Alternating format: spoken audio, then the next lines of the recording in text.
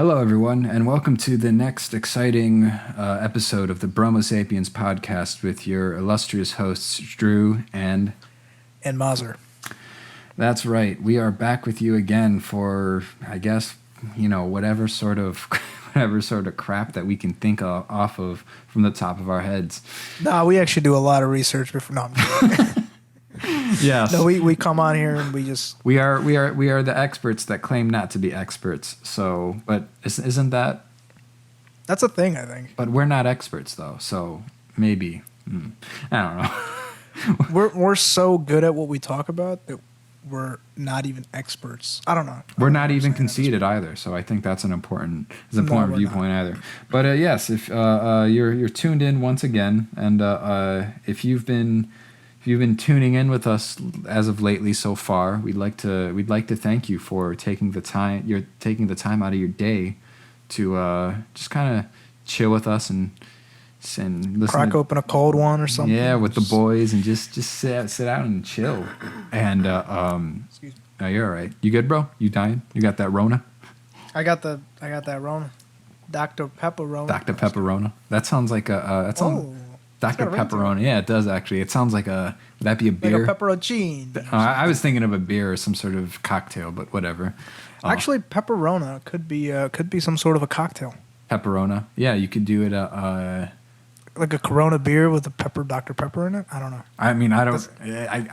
If you ask me, from what I understand with cocktails, it's all a matter of taste. If it tastes good, it doesn't matter what's in it. Go for it. Actually, interesting. Small little story about cocktails. One time, my dad, one time, what? I just what? One time my dick, and then it just cuts off. No. One time my dick, and that's how I made a cocktail. You put the cock in cocktail, man. Don't you know it? But no, one time, my dad and I went to a bar. We went to a bar on I was after work because he and I worked at the same place for a while. We went to this bar. It was a really kind of cool little place. Very small, but it was very nicely decorated inside. We're talking to the bar owner, and he has this. I think it was called like an encyclopedia of cocktails or something like that. But they were all cocktails that he made up himself. And wow. And it was really cool. But what the cool thing was we designed a cocktail with him that day because we were just talking with him about it, and he started and I don't know how one thing led to the next. We started talking. We got him. We were interested in his work, his line of work, and he starts talking to us about his process, and then I think my dad gave him an idea or something like that. And next thing you know, this guy starts pulling out drinks from the fucking cabinets or whatever, and he starts mixing the stuff together. And it was and we all got we got a lot of free drinks on the house that night. It was awesome. But it was sweet. It was a great sort of bourbon cocktail. And it was like I think it was like a combination of bourbon and orange liqueur. And it was phenomenal. I don't remember what we ended up calling it, but we created a cocktail with a guy that night, and it's not a cow, it's my cock. So can we talk about that in detail on here? So I don't even know what we were talking about something. How did we get to that? I don't know. We were talking about. Well, I was making a gesture as if I was jerking off, and you mistook it as as if I was milking a cow, and I was like, no, it's not a cow, it's my cock. And that became a slogan. Yeah, it's not a cow, it's my cock. I think that's a great little. I think it's got a ring to it. But I mean, it does. But it brings up a lot of questions as well. Like, what happened in that scenario that would make you say that? Like exactly. It's so interpretive, and as somebody that's as innocent as you and I would just say, oh, he's actually talking about farm animals. Right. It's not a cow. It's my cock. It's my chicken. You know, cockfights. My chicken, like a rooster. Two chickens, roosters going at it, fighting. Obviously Yeah. not having sex. They're they're fighing. Cockfights. I mean, they're probably illegal, but I mean, it can't be any worse than dog fight. No, I'm kidding. That's too far. Dog fighting. Now you're just offending people. I can't even stick with that. I love dogs too much to get behind that, and I think it's fucking awful that people even do that. People do that shit. Let alone with their cocks as well. So I mean, hey, I don't know if I want to fight my cock. I mean, I'll fight your cock, but I mean, Well, I mean, that's a given. Of course you would fight my cock. Okay. Well, what's the issue? There isn't. There's no issue. There is no issue. I didn't say did I say there was an issue? You were alluding to it, but No. What do I know? No. Anyway, I don't know where we started, how we got here, but god damn it. Oh, the train is boarding the station in Mazher's brain right now. Somebody roll the Jeopardy music. I don't think I can actually put that in there because it's like copyright crap. So, but otherwise, I would definitely do that because I think that would be hilarious. I think it would be hilarious. Sometimes. Okay. What's up? Oh, go ahead. No. Don't even worry about it. You sound like you had something good. I had nothing. I don't know what I was going to say. Nothing? I had nothing. Jesus. I had nothing. But I remember one time going back to high school because that was a time. I don't necessarily want to say a fun time. But there was, two instances I can remember when somebody, actually, I was thinking about how funny it would be is if when, like, say somebody was, like, answering a question and like, say, like, the teacher calls on somebody and they don't know the answer. And it's like, because you know what, you've been there before where it's like you're minding your own business, you don't know what the answer is, so you look everywhere except at the teacher, and after they ask a question, that's exactly when they fucking call on you, and you're like and you're too proud to admit that you weren't paying attention. But it's like I thought it would be funny if at that moment some asshole just pulls out their phone, blasts Jeopardy theme or whatever. But but I mean, I have a real kind of case experience that's similar to that. But one time, okay, so I went to a Catholic high school. Went to a Catholic high school back in the day. And of course, at a Catholic high school, you were going to have religion classes.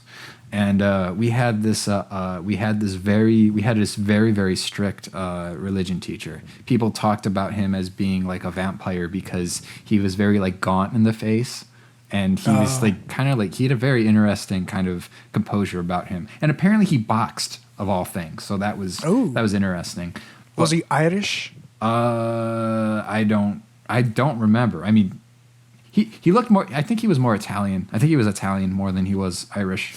But an Italian vampire. Yeah, there you go. Yeah, they exist. Totally, according to science. But so at one point it was like it was at one of the intro. It was one of the intro class, like one of the first classes. Or at the beginning of the semester, and he was talking about the Bible. He got up in front of the class, and whenever he would talk, he was like really like proclaiming it, like he was making a difference. But one time he spoke with a lot of conviction. Oh, indeed. Yeah. But one day he pulled out a Bible, all right, and he holds it up like a preacher would or whatever, and he goes, "This is the Bible of God." And then at that instant, some guy pulled out their phone and played the fucking Zelda song when you find when you find something in a chest, and it goes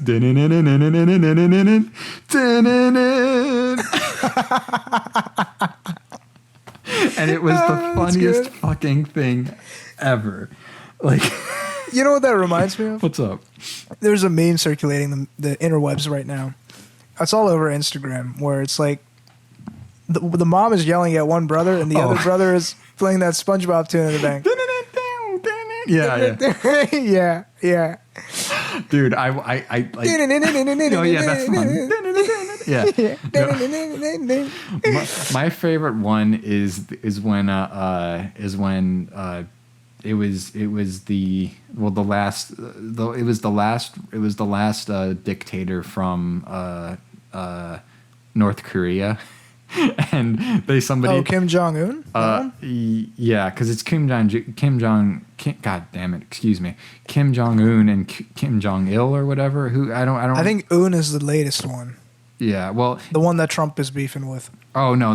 This was was his father, the person that came before him. Oh, well, whatever. I don't know the distinguishing, but yeah, I know what you're talking about. But somebody cleverly on YouTube posted his entire funeral, but they put the SpongeBob music in the background.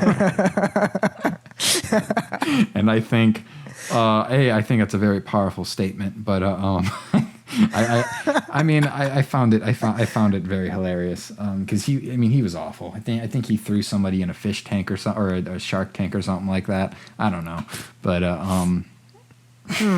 well, gotta love the internet.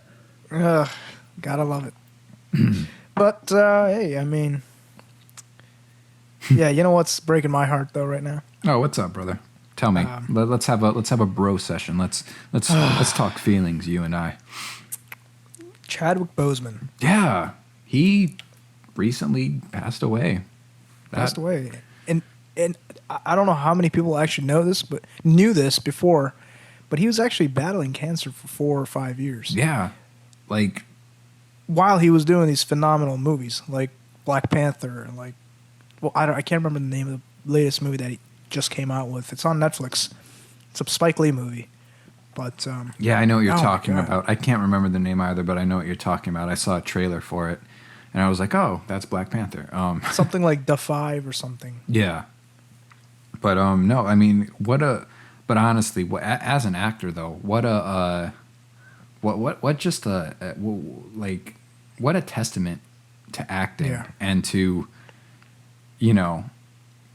taking your craft so seriously. I mean, to where it's like even on like the days when even like I honestly obviously have no idea at all what he was going through. None of us do. None of us know what he was going through. No. But I mean, if you're fighting something like that, and that's the powerful part. Yeah, is that nobody knew what he was actually going through, and he was still showing up to award ceremonies. He looked like he looked okay. Yeah, he was like he wasn't. He was the actual definition of a warrior at that point, because it's like, you have to have that sort of soldier mindset, if you're gonna get up and go to work like that. And I mean, it's incredible. Yeah, it's incredible. It's inspiring, honestly. Like shit. And he was so young. Yeah, he was like 43 years old when he died. I mean, I didn't even know he was 43. I had to look it up. I thought he was like in his mid-30s. He looked good. Oh, of course he did. I was like, oh my god. But hey, I mean, I guess a good diet, good workout session or whatever. I mean, hell, to be back Black Panther, he definitely had to hit the gym and all of that crap. Not that he probably needed it, but and just just staying in shape. I mean, it did him wonders, and he looked so young, and he was actually 43 years old, and he still was young when he passed away. But it's heartbreaking. It's that one really hit me. Yeah, that one really hit me. I mean, hey, I think it's. I'll say it like this though: his work will. I mean, his work is. I know it might be a kind of a cliche thing to say, but it's a very true thing. I mean, his work will continuously live on. Like, I mean, he's going to be remembered for, ages and ages. I think that's. I think as a person, or just as being a person, who's living on this earth, I really do feel that the legacy that you leave, can definitely be a powerful one. And I think to a certain extent, I'll say day in, day out, fuck what anybody thinks. It doesn't matter what people think. But I think to the people that actually matter, in your life, being able to leave an immortal sort of legacy behind, I think that could easily be one reason to live. If we're gonna get incredibly philosophical and theoretical, or I don't know if that's right, but but yeah, I think And I mean, hey, you know, it's very, very sad and heartbreaking that he's gone now. But I mean, I think it's now going to be a time where we're definitely gonna appreciate his work even more, which I think is kind of fucked up too, because I always notice that as soon as the artists die, that's when people really, really start appreciating the work more and more. I just think that's fucked up. But you know, what are you gonna do? Yeah, well, it is. It really is. It's fucked up, but it's also like it's kind of understood. Like, Yeah. You know, like Van Gogh when he was alive, nobody gave a shit about him. Mm-hmm. And then he dies, and everybody realizes what a fucking genius he was. Yeah. For doing what nobody else was doing in his time. Yeah. And I think that's now I'm not obviously I'm not making a comparison between Of course. Chadwick Right. Boseman and Van Gogh, but I'm saying that usually as any kind of an artist, as fucked up as it is, your value isn't really determined until after you're gone. And sometimes there are artists that even go unnoticed after death. Yeah. You know? So I mean, dude, it's like, I mean, it's honestly I think it's the ultimate like white flag of how we as just human beings just take everything for granted, and especially in like, you know, I think about the American way, where it's all, you know, the rat race, as I think that's what it's referred to as, just, you know, being on the grind, consistently working, and just, you know, every day wake up, whether or not you have enough pull sleep yourself or not, up by your bootstraps or whatever, and just you know, go to work. I mean, there's some truth to that. You do have to work hard, but I think definitely. there's also a factor of luck involved. Yeah. You know? There's always an X factor. You have to have it. Not everybody can make it big. Not everybody does make it big. Not everybody should make it big. Everybody should make it big. As I think we're starting to see now on like social media, because it's like, dude, I mean, I think one of the there's too many talentless people that are getting paid to do nothing. Yeah, literally. It's oh my god. Not that I'm they're famous for really nothing. Not that I'm going to call out anyone in particular, but, you know, Cardi B. Oh, excuse me. I think I've got bronchitis. As cardiovascular bronchitis, as that's what, if you understand that meme, you get a gold star, because it's one of my favorites. But no, I mean, I think one of the best things that anybody has said in this modern age is stop making stupid people famous. Because it's, who said that? I don't know. It was just a quote that somebody fucking wrote on the internet somewhere, and everybody shared the fuck out of it. Oh, this is relatable, but it is relatable because it's like, it was probably on Twitter. Yeah, honestly, or fucking Tumblr. Who knows? But no, it really is. It's like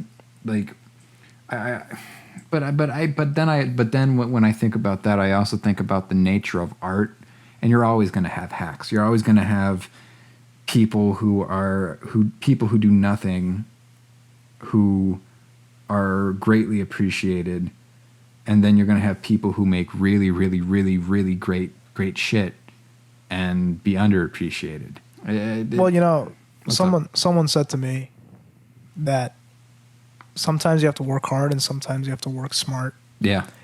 And I think those who do make it big are the ones that realize in time when it's important to work hard and when it's important to work smart. Yeah. Sometimes it's not all just hard work as it's made out to be. Yeah. You know, it's not all about just persistence, even though, I mean, it is, but it's not all about it. I think Right. at some point you have to smarten up. Yeah. You know, understand the ways of the world, if you will. Yeah. And I think at some point you do have to jump on a certain bandwagon. Yeah. You know, even if it's a mainstream popular opinion, I think you do have to adopt it, let it sort of marinate. And this is just my approach. Yeah. But yeah, in order to get with the crowd, if you will. Yeah. To become one with the crowd, to become, oh, I shouldn't say one with the crowd, but to become popular, to get noticed, Yeah. to get discovered, you have to adopt that trend and then bend it to your own liking. Yeah. Definitely. You know, then you introduce your own creative genius, and that to me is working smart. And it really is. I agree with that. Because I mean, honestly, that whole idea of popularity, that whole idea of popularity or what is popular, I mean, it's basically all about what's new and interesting. I mean, I guess if you put it like that, even the most uninteresting, and I think that's why it's really easy right now. Well, not easy, but maybe this is why I think it could potentially be very easy to make to make something that's interesting, and like good quality in today's music, like industry / community as it is today, because there's so much shit that is spewed out and told to everybody that, oh, this is good, you should listen to this, and people brainlessly follow it because they're like, oh my god, yeah, and it's I'm told that this is quality, so this is so of course it's quality. No. What was I going with that? Fuck. I think, but I think, oh shit. I think you're what you're trying to say, if I'm hearing it correctly, is that a lot of what we listen to and consume, not just listen to as in music, but a lot of whatever we consume is spoon-fed to us. Like, it's popular mainstream stuff, but yes. Yeah, that's what I mean. Popular mainstream. Like, it's spoon-fed to us, and because it's tried and tested, and it's not going to fail. It's a safe approach. Mm-hmm. Like, for example, if we're talking about music, I just recently watched this video of a guy breaking down recent trends, and his claim was that in the recent musical trends, we have pretty much done away with melody. Yeah. It's like all rhythmic stuff. It's all rhythmic. It's almost all based on 3 notes. Like the music that we listen to, it's repetitive and it's based on 3 very simple notes, whether it's 3 chords, 3 notes, 3 whatever. It's because it sounds familiar. Sort of thing. It sounds familiar. It's repetitive. It's catchy. It's going to work.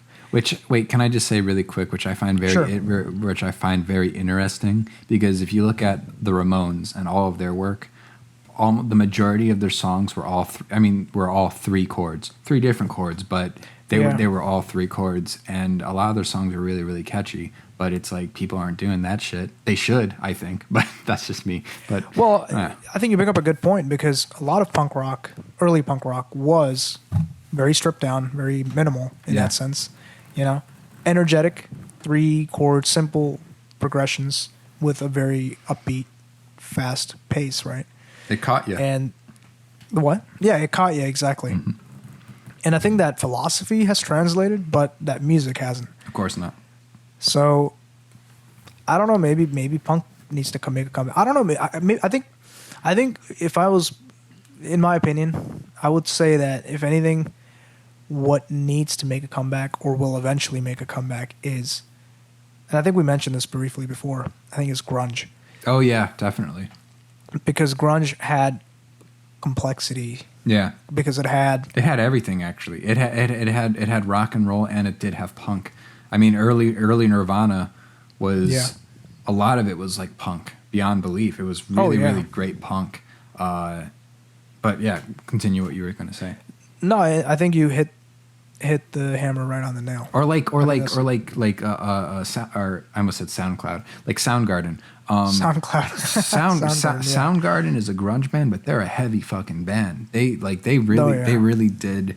They were like it was like rock and roll, but mixed with heavy metal with some of that stuff. There's this one song, it's off of Super Unknown, and it's just Spoonman. No, well, Spoonman's pretty heavy, but this is heavier because it's like I think it's called Mailman, but it's fucking just heavy. It's everything's down tuned and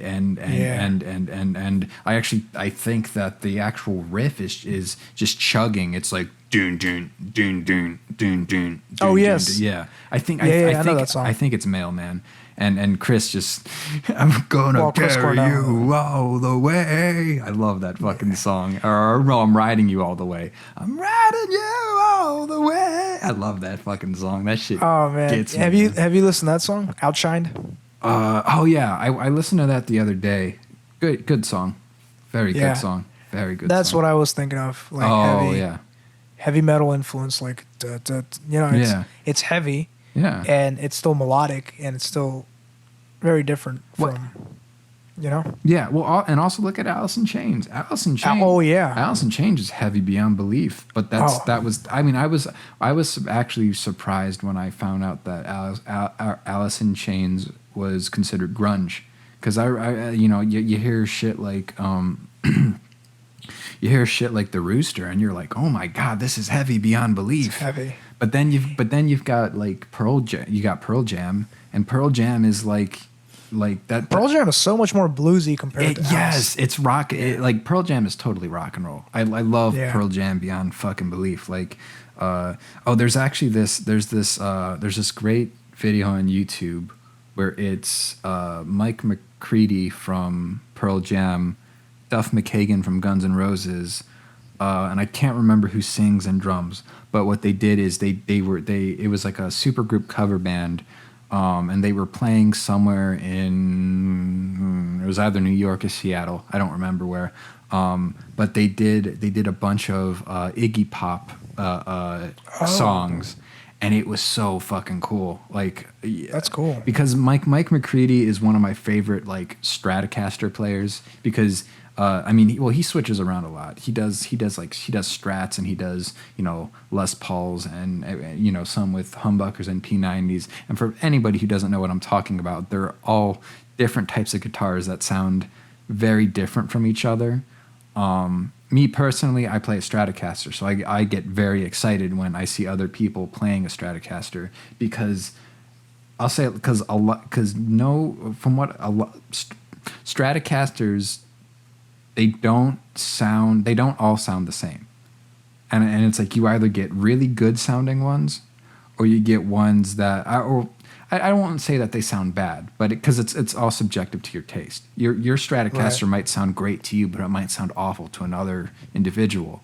But there's a certain amount of randomness that comes down to getting a Stratocaster. And most people, you'll always get a really great clean tone out of them, because they were built in the 1950s when people were mainly just using, when amps were mainly just a clean channel, and it only got distorted and dirty when you turned things the fuck up. But then that's where things start to get interesting with like Strats and heaviness, because that's when the characteristics of the Stratocaster or your particular Stratocaster start to come out. You start to understand how it sounds more and more. And in that way, I think Stratocasters are very similar to people, because I'll say it like this: people will pick up a Les Paul, and they know what they're getting because it sounds heavy. They're like, oh yeah, I want a fucking heavy sounding guitar that just is thick and sexy and just but it's like thick. Yeah, thick. And they're right for the most part. Most Les Pauls are like that, and you can get a really, really great sound out of them. But there's a certain amount of like tonal dynamic you can really get from a Stratocaster that is incredible. But my whole point here is that Mike McCready is one of my favorite like Fender playing guitarists, because his Strat sound is just, it's really, really good. And he plays a Strat for a lot of that live show, and he plays Strat a lot on just with Pearl Jam in general. I think Even Flow is either done with a Telecaster or a Stratocaster, but it's done with a certain kind of pickup that is, or this guitar solo sounds like Jimi Hendrix. If it sounds like Jimi Hendrix, most likely it's a Fender Stratocaster, because that's what he played. That's what he played. Yeah. Hey, that's very interesting. Okay, so when I hear you talk about different guitars having different sounds, I relate that to, I'm a gearhead for the listeners that, well, I can't really say I'm a gearhead. I'm not really a gearhead, not by any stretch of the words. But compared to Andrew, I'm more of a gearhead than he is. So when you're talking about different sounds coming out of different guitars, in my mind, I'm relating it to motorcycles. Yeah. And so a quick story. Story time. Stories. Recently, I have this bad habit where I wake up in the morning and I check my phone. And once I'll go through all my... I know. It's such a... Ugh. But the good, there's sometimes good things come out of it. Oh, yeah, definitely. Like, for example, this. I went on YouTube and I've been geeking out over motorcycle engines. Yeah. Different types of engines and the different types of sound they create. Mm-hmm. Now, for the longest time... So I grew up riding Yamahas. Cool. I'm a Yamaha guy. My uncle had it, and every time I go back to India, I ride his Yamaha. It's a 125, small motorcycle. That's all you need on an Indian road. You don't need, right. You don't need a 500cc. You don't need a big sports bike to get around on an Indian road. Right. So I ride his Yamaha, and I love that machine. I love it so much. It's so smooth. It's so reliable. It's great. And I was kicking myself when I discovered that Yamaha's newest R1s, I shouldn't say newest, but like from 2009, from the year 2009 moving onwards, I had been sleeping on Yamaha. Really? I had forgotten how good of a machine they were. And I got so caught up in all the European brands, like Aprilia, and by the way, I love Aprilias. Yeah. Aprilia, you probably don't know what I'm talking about. I don't, but I'm right now gathering kind of what it must be like to hear me talk about guitars. Well, I can relate to guitars a little Yeah. more than you probably can relate to motorcycles, just because I play a guitar, so I understand. I just know they go pick vroom, up. and they sound cool, and the music Well- that surrounds motorcycle culture is really great. But I just wanted to say really quick, when you were saying Sure. that you slept on Yamaha, I kind Yeah. of did too, but in a different way. But I think you're going to get to the point that I'm going to make, so I'll let you continue. Okay, yeah. So I've been sleeping on Yamahas, and basically the point I'm making is I got so caught up in all these European brands like Ducati. Ducatis are Italian, Aprilias Yeah. are Italian, MV Agustas are Italian. But I forgot that Japanese bikes are incredible in their own ways, Right. especially Yamaha. And basically, what the point I'm getting to is when I listen to the sound of a 2015 Yamaha R1, Yeah. for anybody that's out there listening, it sounded so deep and throaty and so rumbly Mm-hmm. that I wasn't expecting a Japanese bike to sound like that. Yeah. Because mostly Japanese bikes, if you take a Suzuki, a Kawasaki, or a Honda even, like I drive they a Honda, not a motorcycle. not a motorcycle, you drive a car. But in the Honda world, since you're a Honda guy, Yeah. I'm a Honda guy. I drive a Honda Hell too. yeah. Yeah, Honda it's Crew. super reliable. Yeah, fuel efficient. That's all you need. You get if when you're a poor college kid or a recent graduate and you need to get from point A to point B, you're not going to drive a Porsche around. Fuck that. No, hell no. But you take a Honda motorcycle, usually an inline 4-cylinder. Any Japanese bikes, inline 4 cylinders. That's not a Yamaha. Yeah. Is going to sound, loud and whiny, like the typical sound that the stereotypical sound of a motorcycle. Yeah. If you can imagine that in your head, that's what a typical inline 4 sounds like. But Yamaha separated themselves from the other Japanese bikes starting in 2009 Mm-hmm. when they introduced a different firing order to their same inline 4 engine. Okay. Basically what that means is you have 4 pistons that fire, Right. right? When they fire, what fire means is there's a combustion that takes place Yeah. within the engine head.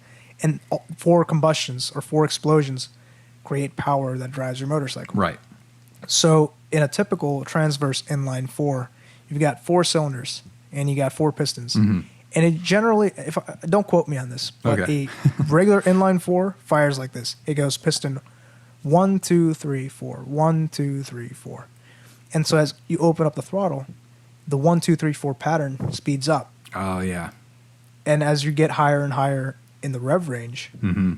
like as you open up the Right. throttle higher and higher, that pattern repeats itself faster and faster. So ultimately you get to a point where you hear this loud whine sound. Yeah. Like that kind of sound. Yeah. I got it. But what Yamaha did is they changed the firing order. Oh, okay.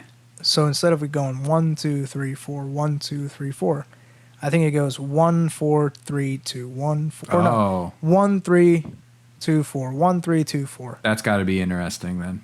Yeah, and there's like a slight delay. There's a slight delay in between 1 2 or 1 3 and 2 and 4. You can make a beat out of that if you wanted to. Exactly my point. That's where I was getting to. So basically, the way I came to learn of this is somebody on YouTube makes videos on why certain engines sound the way they do. Right. So he made a video on Yamaha's, they call it a crossplane inline 4. And then he did a transverse inline 4. And when I saw the video, basically in the video, the way he demonstrates it is he has 4 circular lights that each light up, sort of indicating that piston 1 has fired, piston 2 has fired, 3 has fired, 4 has fired. So when I don't know if it's a he or she, but when this person demonstrates it, whichever order it is, you get to see it. So he starts it off really slow so that you can see how it's going, like what the beat is, if you will. And then he starts opening up the throttle, so to speak, and that pattern starts repeating faster and faster. And so when I saw that the Yamaha's crossplane inline 4 is actually, it sounds really deep and throaty. Yeah. Almost like the sound that I really love, which is an Aprilia. Yeah. Aprilia RSV4s. RSV4 is a motorcycle model. And I love that motorcycle. It sounds amazing. My friend owns a version of the RSV4. It's called a Tuono. And I went on a ride with him, and he was riding in front of me. And so when I heard the sound come out of that exhaust, yeah, I was blown away. Quite literally. Like, literally, I was literally blown away. Like, my hair was fucking... Oh, wait, I don't have hair. No, I'm kidding. No, it was so good. It was like the Italian symphony coming out the back. That's how I like to describe it. It was so deep and so good. It just, like, it's the kind of reaction you'd see if a car guy was to, like, hear the sound of a V8 engine. Right. The car guy would go, "Oh yeah, that fucking sounds good." That's what Come in his pants a little bit. Yeah, that's what I you literally did. fucking. Yeah, that's exactly what I did. I came in my pants. A little bit of jism came out. Yep, exactly. And so I went home and I did all that research, and I realized Yamaha has been able to recreate that sound, but in a completely unique way. And then, now getting to the real point, then I realized, wait a minute, that makes perfect fucking sense. Yamaha was first an instrument company. Indeed. Before it was a motorcycle company. Yep. Or any motorsport company. And I realized in my head, oh, wait a minute. There's Yamaha drum kits out there. There's Yamaha guitars out there. There's Yamaha pianos out there. Yep. I mean, there's got to be some sort of correlation in the way they engineered, this engine. Yeah. To be exactly as it was in the past. Pre-2009, it's still the same engine. It looks the same. They haven't changed the configuration that much. The only thing they changed is the firing order. Right. Right. So there's got to be a correlation. They've got to know what sounds good. They make things that sound good. They make music instruments. And so when I was watching that video, I was thinking like, oh my God, they're like drum beats. Yeah. It's like 1 3 2 4 1 3 2 4 1 3 2 4 1 3 2 4 1 3 2 4, and it kept speeding up, and I was like, oh my God. This is like a literal drum beat. Yeah. Well, I'll say it like this. I remember, you sent me that video, and I watched it. I remember immediately thinking when I was hearing like the slower, of course, as the pistons were firing off in a slower order, I was thinking about John Bonham from Led Zeppelin. I was thinking we bring up a whole lot of Love a Lot. That you might think that's the only Led Zeppelin song we know, but well, that's a great fucking it's song. fantastic. But I think about the drum. I was thinking about the drum beats in the middle of that middle section where they're the sex scene where they're screwing with all the controls and crap in the studio, and the drum beats that he's playing. It reminded me of that. And there was also another drum beat that I heard somewhere where they put some sort of flanger on it where it sounded like it sounded like a jet plane flying by or whatever. And I don't remember if that was Led Zeppelin or another band, but it reminded me of that. I think it was Led Zeppelin. But what I was just thinking now would be really, really interesting to start a song off would be is if you start the song off sounding like that's the actual sound of that engine in slowness or whatever. Oh. And then eventually what you do is you blend that in with a drum beat that is playing along with it. So essentially that engine or whatever just melds into a drum beat. And it would be so easy to do. That's such a great concept. Really, really cool. The song is about riding. Yeah. Fuck. Yeah, because, I mean, of course, there's all sorts of fucking great songs about going fast. Like, Deep Purple has that one song, Highway Star, which I'm pretty sure is all about a car. Van Halen has Panama, where they've got the car. It's in the middle section after the guitar solo. What does he say? He's like, I reach down between my legs, ease the seat back or whatever, and then you hear the vroom and shit. Oh, nice. Yeah, and actually, you know, "Running with the Devil" by Van Halen. I don't think I do. Oh, okay. So, well, if you ever listen to it, at the beginning, at the very beginning of it, there's what sounds like a horn. They what they did is they recorded. I think it was Eddie Van Halen's car. I don't remember what type it was, but they recorded them beeping the horn. But what they did is they played it backwards, so it's this weird sounding kind of thing. But that's how they started that album, because it's like, oh, cool. It's like, yeah, it starts off with that, and then what they do is I think they slowly turned the pitch down until it was like. Yeah. So it starts off, it's like, meow. Then the bass comes in and it goes, dun, dun, dun, dun, dun, dun, dun, and then he like does something with the strings on the bridge, and it's so fun. You'd like it a lot. It's really. I want to listen to it. What's it called? Running with the Devil. Yeah, Running with the Devil. It's one of the most classic Van Halen songs, other than Eruption. But the way it's composed and just mixed is really, really great. It's a great sound. I mean, honestly, that first Van Halen record is probably one of my favorite records of all times. It sounds good. The songs are interesting, and the guitar solos are just amazing because Eddie Van Halen was beyond amazing. Oh yeah, totally. Yeah. I mean, Eruption is about the only Van Halen song I know. Yeah. So I should actually do some more research on that. But I will listen to Running with the Devil. Yeah, I'll send it to you. Sounds like something. Yeah, send it to me. But you mentioned something earlier that was very that I actually related Sleeping to. on Yamaha. Yeah, Sleeping on Yamaha. Tell me about it. Because for a while I remember because yeah, I mean I knew Yamaha made instruments. Because I used to when I was in like fourth grade, I used to be in like the school band or whatever, and I did clarinet before I did guitar. Fun little nerdy fact about me. I don't remember if my clarinet was a Yamaha or not. I don't think it was, but no, it wasn't. I didn't have a Yamaha. Someone I knew did though. I found that odd at the time as a wee lad, because I was like, don't Yamaha make... As a wee lad. Yeah, you know. You sound like an Irish man. Well, I am Irish, so there you go. But I always found that weird because I thought, don't Yamahas make fucking, wide tints?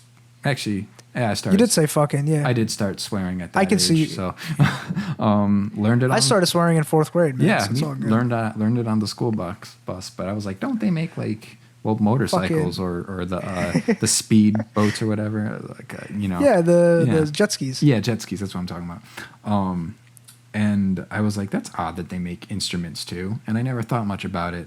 But little did you know. Yeah, exactly. That they actually made instruments before they made any of that. Yeah, and I was like, and the entire time I thought, oh, Yamaha just makes fucking band instruments like clarinets and crap like that and drums. But I didn't know they made clarinets. I didn't think that Yamaha made clarinets too. I think they made clarinets. I know they made drums because I'd seen Yamaha drum sets. But I'm pretty. Do they make guitars? I'm not sure if they do. Yamaha does. They do? Yamaha does make guitars, because I was about to say the reason why I was sleeping on Yamaha was because I didn't realize that they made really great guitars. They make great sounding guitars, and they're quality guitars as well.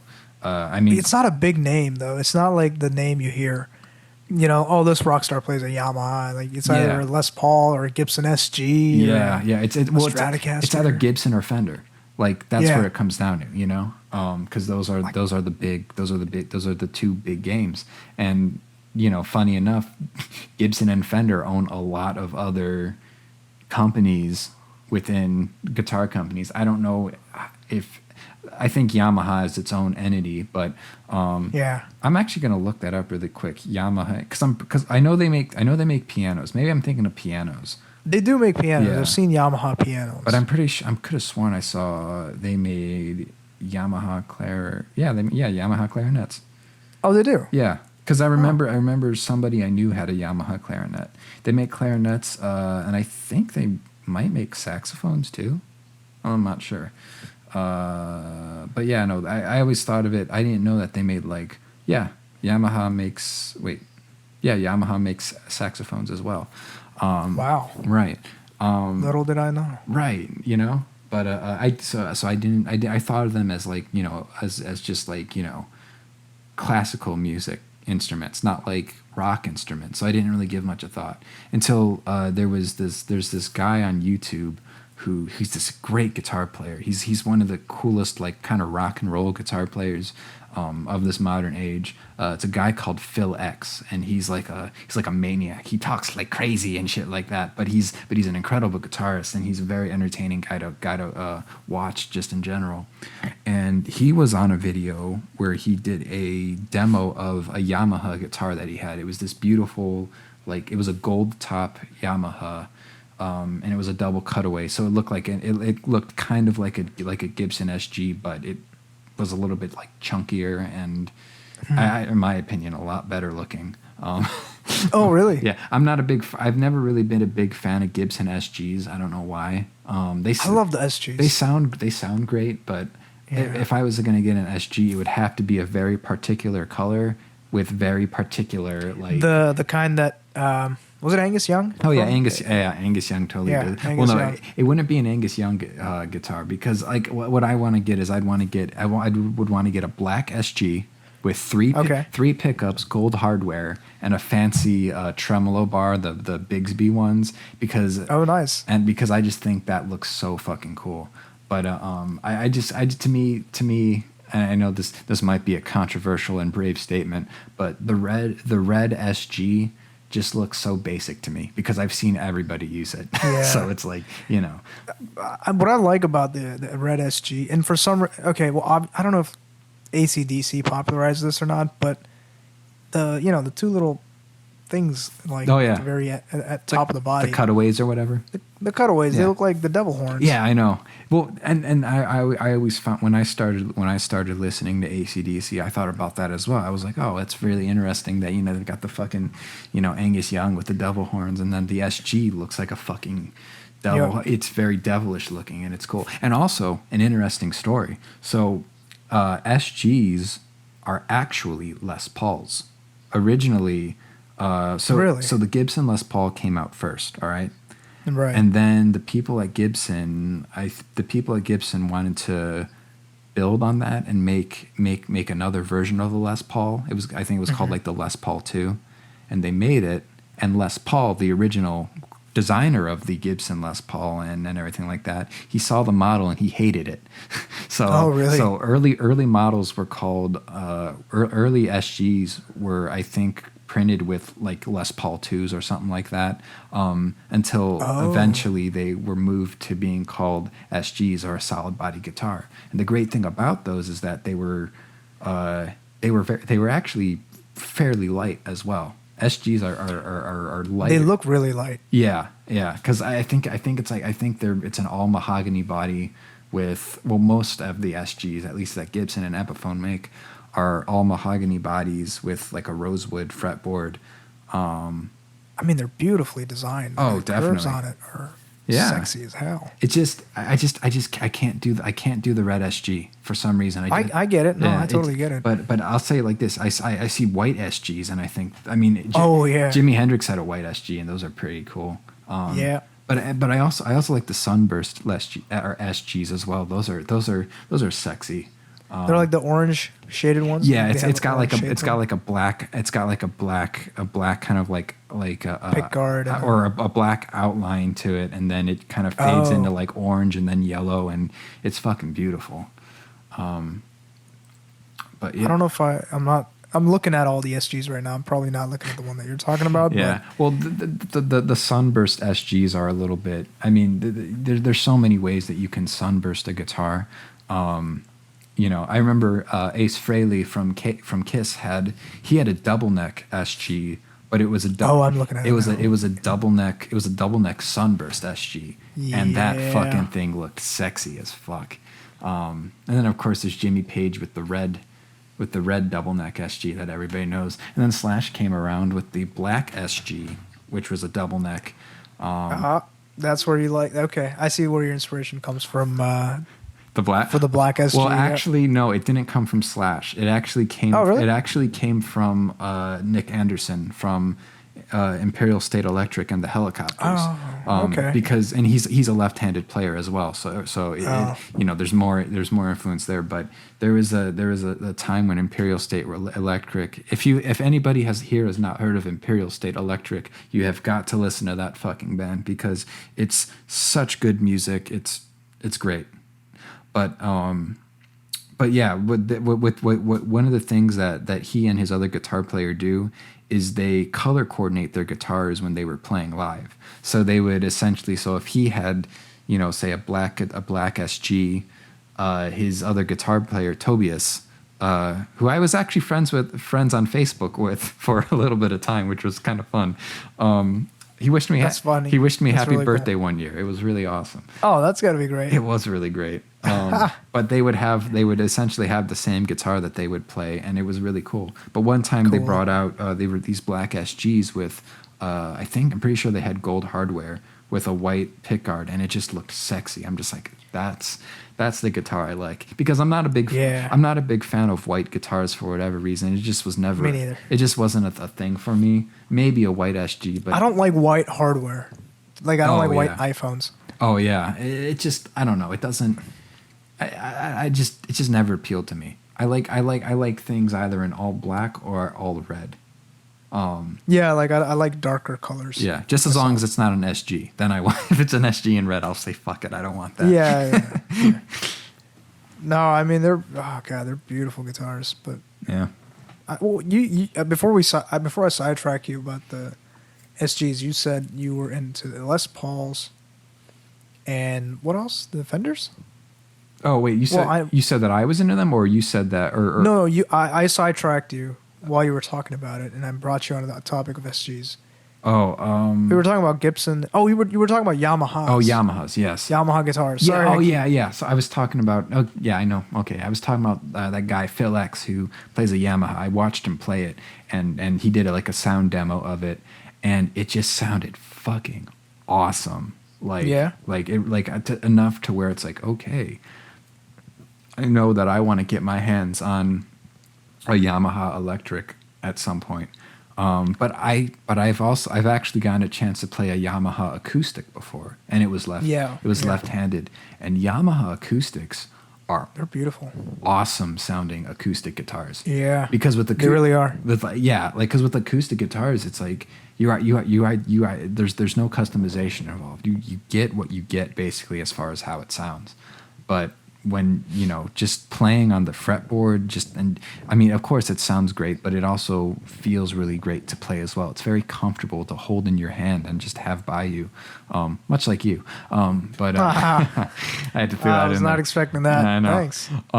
But yeah, no, it's like Yamaha definitely makes great fucking instruments, and it's like I felt like a dumbass because I'm like, damn it, I all this time I thought they just made like classical music type stuff and pianos, but no, they make fantastic guitars.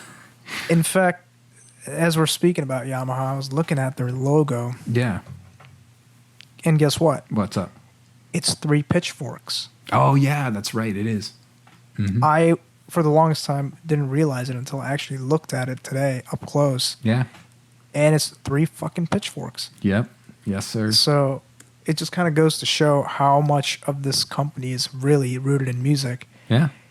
And then their motorcycle also sound like music when you hear them on the road. Like Yeah. the R1, recent R1s sound amazing. In fact, actually, so I'll tell you what, my love affair with Yamaha didn't reignite. It wasn't with the R1 that it reignited. It was actually with an MT-07, or also Okay. known as the FZ-07. All right. I don't know why, but it's the same bike with two different names. Those are interesting. Yeah. Well, I don't know what the Well, reason is, but I like the sound of... Like the Gibson SG, for instance. A Les Paul Right. and an SG, but yeah. Yeah, exactly. I think it started out as the FZ-07, and Yeah. then in certain countries, they, for some reason, changed it to MT-07. Right. I like the sound of MT-07 better just because FZ is... Like F and Z, those two letters are used very commonly in Yamaha's lineup. Right. So, anyway. And in Ibanez's lineup, I've noticed as well. Ibanez, the guitar company. Oh, Ibanez. Yeah, I've Yeah. noticed that as well. They have lots of Z's and F's and X's. But continue. I mean, those are great letters, but Yeah. I just got sick of them. M and T just sound fresh and new. Anyway, the point I was making is with their bike, MT-07, I didn't, like, they've been around since 2015. Right. Maybe even earlier than that, actually. But like I said, I'd been sleeping on Yamaha for so long, Mm-hmm. I didn't bat an eye to actually look into these bikes. And then the other day, I somehow found myself Googling. I was actually okay. So I was actually listening to. I had this video on loop Yeah. of a guy revving an Aprilia RSV4 Mm-hmm. Right. because the sound it made was so fucking It good. was sexy.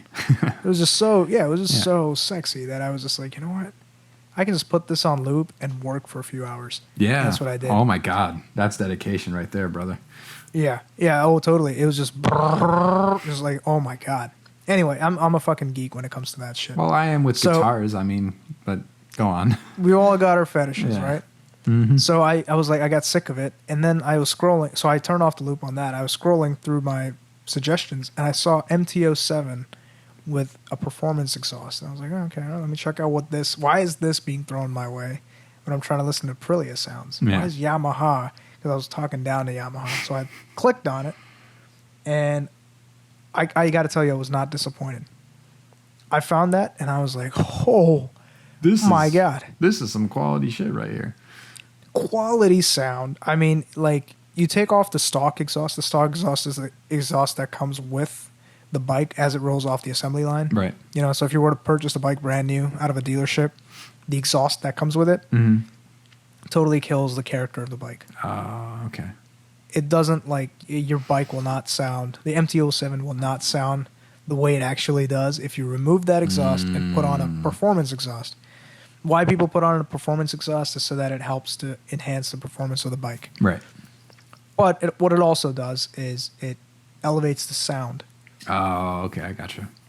So I heard it with a Toast exhaust. Toast is a company they make exhausts, performance exhausts.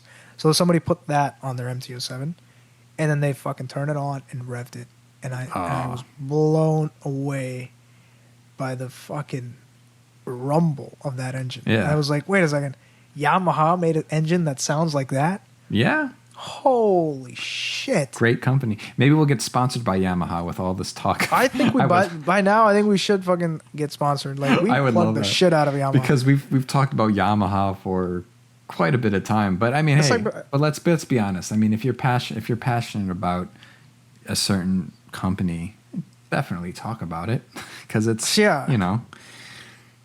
Oh, well, we talked about Aprilias and we talked about Gibsons and all sorts of other companies too, but Jesus, Yamaha totally killed me with that. Yeah. Like, I was like, oh no, this is amazing. I can't believe I've been sleeping on this. Yeah. And ever since then, I've just been like, God damn it. And it's such a I got to get me a beginner bike. Yamaha now. Yeah, no, seriously, because for me, getting a motorcycle as a new rider, Yeah. I mean, I've ridden for my entire life, but I've never ridden on American roads.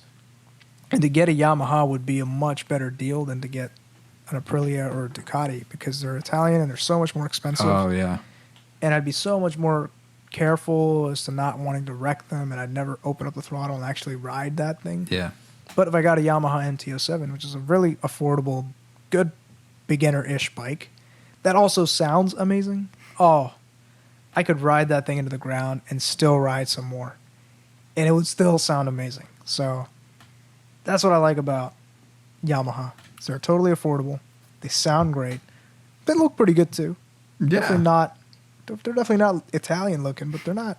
They're not messing around. They look pretty good. I mean, and that's ultimately the thing, because if you're gonna sound good, you want to make sure you look good as well, because it's like I think that's part of it's like a give and take. But I mean, I'll even say, like, even though I'm slowly from this past conversation learning about, you know, Yamaha and just these motorcycles and everything like that. When you were describing the sounds, from doing my own work with sound and whatnot, I was able to comprehend what you were saying for the most part, as far as like how they sound, because I mean, I understand what you know, I understand how great something deep sounds when something is deep and it growls and it's just like just fuck. Barks at you. Yeah. Oh my god. I mean, it all kind of depends on the context of what it is, but it's like, you know, I got what you were saying, and it's like, and I can share that, because I mean, you start to slowly become obsessed with, I think, just sound or tone in general. Where it's like, you know, and I mean, I think about it. Music is, you know, it's emotional. Well, yeah, but it's like, but at the end of the day, it's all sound. It's sound that we find appealing, and I think it takes another step. It takes a person to get to another step to where they can recognize that sound as, like, you know, and to where you actually start to analyze it for what it is and understand why you like the certain qualities, because, you know, there's tonal qualities like warmth, deepness, growl, shrillness, you know, there's all sorts of adjectives to describe, you know, what great sound is. And it varies from person to person. You know, for instance, one of my favorite guitar tone is a bright bright growl that has just a bit of warmth in there as well. Oh man, you know what that sounds like to me? What's up? In motorcycle terms? What's up? Oh, that sounds like an MV Agusta. Agusta? Another Italian. Not Agusta, Agusta. Oh, I think you said Agusta. I'm like, Agusta. That's interesting. No. Agusta. MV Agusta. They're an Italian motorcycle company, and they make 3-cylinder bikes that have a sparkle to them. Like they're sort of higher pitched. Yeah. But they have that nice low end to it. Yeah. Like when they're idled, you hear that nice low end rumble, and then as you open up the throttle, it goes. Yeah, you get that really sweet. Yeah, it's like, because I mean, in my opinion, tone needs to cut. Tone needs to because it's like, because it makes it interesting, because it stands out in the mix. All right, it's enough to where I'll say it like this: it needs to blend in well enough with the mix, but still stand out when it needs to stand out. And personally, that's one reason why I enjoy Slash as much as I do, because with his guitar choice, Slash is always a Les Paul user. So, you know, Les Pauls have a quality of being very deep or very thick sounding, you know, warm guitars with a big sound. But Slash's guitar sound is, interestingly enough, it's actually very bright. It's a very bright Les Paul sound. It's a bright sounding sort of guitar. And some might even describe it as thin, interestingly enough, instead of thick. But I mean, that's a quality of like I heard that and I instantly knew, okay, that's what a guitar should sound like. And then I heard Jimi Hendrix play. It was a live rendition of Purple Haze in San Diego, from the San Diego Sports Arena. And I was like, okay, this is also what electric guitar is supposed to sound like, because it was a very harsh, shrill, and bright sound, but it still had that amount of just kind of like warmth to it that just kind of took you away, and it stood out when it needed to. I mean, it's like, this is a very abstract way. It's a very abstract like way of thinking, or just. It's a very abstract way of to just talk about, I guess, sound. So if we're confusing anybody at home, I'm really sorry about that. But But You're gonna just have to listen to Yeah. the sounds I mean, to understand what we're saying. I'll say it like this: listen to Paradise City by Guns N' Roses, and then listen to what's a dark sounding? Then listen to Then listen to Paranoid by Black Sabbath, and you'll be able to hear the difference. You'll be able to hear like the difference of like guitar tone and just like kind of because the Black Sabbath is like some of their stuff was almost like a fizzy kind of, it was a fizzy thick sound, a fuzzy if you will, but it was still and very warm indeed. Not as bright as Slash's guitar sound, but hey, or check out the motorcycles that he was listing off. Oh man, yeah. If you wanna get into motorcycles and sound, it's so in depth. I mean, as his guitar sounds, I couldn't even tell you what to listen to. But my personal favorites right now are V4 engines and crossplane 4 engines. Crossplane 4 would be what Yamaha makes. Right. V4s are what Aprilia and Ducati makes. So, and if you're a Harley guy, well, then V twins are your thing. And Yamaha also makes a parallel twin, which if you compare a V twin to a parallel twin, or Yamaha's parallel twin, which I think is a crossplane parallel twin, again, has to do with something with firing order. Sounds very much like a V twin. Close, but not quite, but close. So, for me, a low-end rumble, totally does it. I used to love the high-end, like, pitch, like high-end revving engines, like, not high-end, but like high-pitch revving engines, like Hondas and Kawasaki's. Oh, yeah. But as I got more and more, I don't know, should I say mature? Yeah, sure. Go right ahead. I started to realize that there's more. There's more. There's more in that There's spectrum of sound. Yeah. Yeah. And every different engine makes, like for example, now then if you go in further into the details, there's 2-stroke engines and there's 4-stroke engines. I don't like 2-stroke engine sounds. That's not an engine. It's my cock. Some engines require 4 strokes. My cock requires many strokes, but yeah, well, you're a 4-stroke guy. Yeah. Oh God. Me, I'm more of a 2-stroke. 1, 2, 3, 4. Me, I'm like 1, 2, 2 pumps in and I'm done. One and done, baby. One and done. Perfect.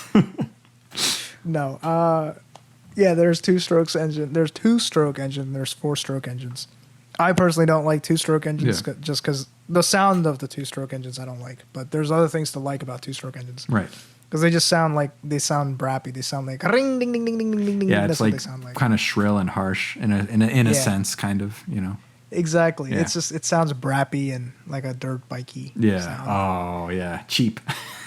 Cheap. Yeah, it kind of sounds cheap. Yeah. But then the 4-stroke engine sounds a lot heavier, a lot deeper. Yeah. Like more of a girl. Like a girl? No. Not a girl, but like a girl. With an accent. With the hello. Yeah, like the way Gru would say girl. Oh, yeah, girl. Girl. Good times. I was just gonna say good times, which is exactly what we had tonight on the Bromo Sapiens podcast, or today if you're listening to it during the day. But it's unfortunately that time where we're gonna have to close things out. We want to thank everybody for listening in that listened in. We hope we didn't bore you to death with our nerdy guitar and engine talk. But hey, I mean, I learned a lot. I felt like I learned a lot. I mean, I hope you guys did too. And if you didn't, well, oh well. Go fuck yourself. You got to say it like Bill Burr. Go fuck yourself. Go fuck yourselves. Yeah. But no, we're just kidding. We love you all. And thank you. Thanks again for listening in to the Bromo Sapiens podcast. As always, I've been Drew. And I've been Mazher. And we'll be with you on the next episode, whenever that might be. Cheers. Cheers.